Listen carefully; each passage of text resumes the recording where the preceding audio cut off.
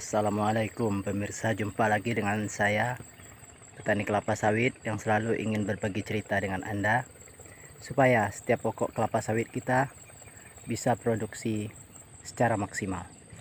Adapun yang ingin saya sharingkan kali ini kepada Anda adalah unsur hara, makro dan mikro, apa saja yang dibutuhkan oleh tanaman, dan juga perbedaan penggunaan pupuk majemuk dan dengan pupuk tunggal. Jadi unsur hara berdasarkan volume banyaknya yang dibutuhkan oleh tanaman terdiri dari dua kelompok, yaitu pertama unsur hara makro, yang kedua unsur hara mikro. Unsur hara makro itu sendiri terdiri dari dua lagi, yaitu makro primer dan makro sekunder. Unsur hara makro yang primer yaitu nitrogen, fosfor, dan kalium.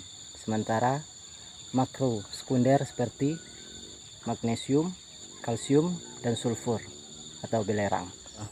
Di antara pupuk-pupuk makro tersebut, nitrogen namanya urea. Yang kita harapkan dari urea adalah kandungan nitrogennya yaitu kadar 46%. Selain urea yaitu fosfor.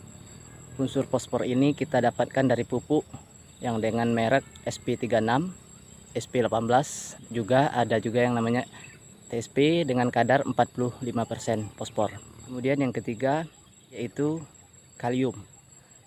Kadar kalium ini kita dapatkan dari pupuk yang bermerek dagang MOP atau KCL dengan kadar kaliumnya yaitu 58 hingga 60%. Unsur hara makro ini dikatakan makro karena yang dibutuhkan tanaman terhadap unsur-unsur ini tadi yaitu sangat banyak kebutuhannya. Jadi ibaratkan pada manusia, unsur makro pada manusia yaitu karbohidrat, protein, lemak. Karbohidrat diperoleh dari nasi, protein dari daging-dagingan, lauk pauk, dan juga lemak. Protein, karbohidrat, lemak merupakan unsur makro bagi tubuh manusia. Sementara tadi nitrogen, fosfor, dan kalium merupakan unsur hara makro yang dibutuhkan oleh tanaman dalam jumlah banyak, termasuk juga ini tanaman kelapa sawit. Magnesium di mana kita dapat itu dari pupuk merek Kisrit, ada juga dolomit, dan di dalam pupuk tersebut juga mengandung kalsium. Selain unsur hara makro, tanaman-tanaman ini termasuk kelapa sawit juga membutuhkan unsur hara mikro seperti besi, klor, boron. Boron kita dapatkan dari pupuk dengan mereknya Borat. Itu yang memiliki kadar boron yang cukup tinggi. Namun kebutuhan pupuk mikro, unsur hara mikro ini bagi tanaman itu dalam jumlah kecil, tidak sebesar kebutuhannya terhadap unsur hara makro. Demikian. Selanjutnya kita bahas jenis-jenis pupuk berdasarkan jumlah unsur haranya, yaitu ada dua, pupuk tunggal dan pupuk majemuk. Pupuk tunggal yaitu pupuk yang mengandung satu unsur hara saja. Kemudian pupuk majemuk yaitu pupuk yang mengandung lebih dari satu unsur hara. Apa saja jenis pupuk tunggal? Yaitu urea yang merupakan sumber hara nitrogen, kemudian TSP SP36 merupakan sumber hara fosfor, kemudian MOP KCL merupakan sumber hara kalium. Kemudian jenis pupuk majemuk seperti NPK Ponska, NPK Mutiara merupakan sumber unsur hara gabungan dari N, P, dan K, yaitu nitrogen, fosfor, dan kalium. Sedangkan lainnya yaitu pupuk Kisrit merupakan sumber unsur hara gabungan dari magnesium dan sulfur. Banyak yang bertanya, mana yang lebih baik digunakan, pupuk tunggal ataukah pupuk majemuk? Kelebihan dan kekurangan penggunaan pupuk tunggal. Kelebihan, dapat diatur dosis pupuknya sesuai dengan kebutuhan tanaman.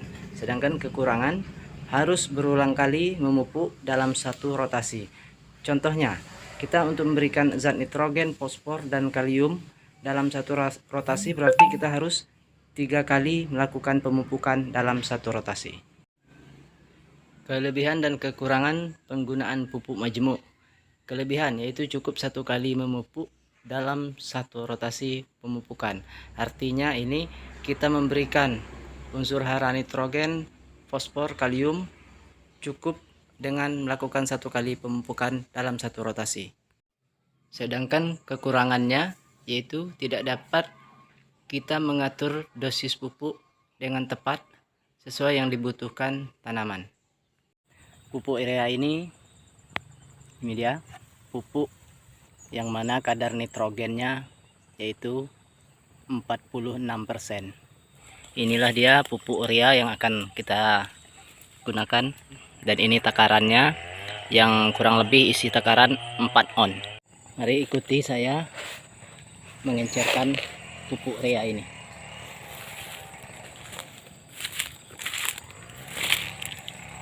Agak jauh dikit dari batang, 1 meter dari batang. Di satu takaran ini itu adalah 4 on.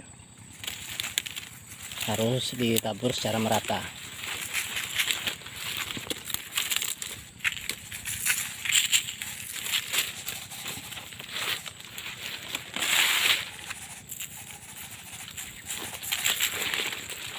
Yang ada menggumpal begini kita hancurkan.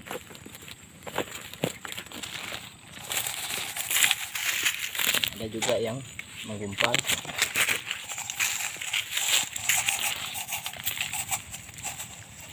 On, jadi 2 takaran ini adalah 8 on. Nah, ini dia contoh yang sudah saya kasih tadi.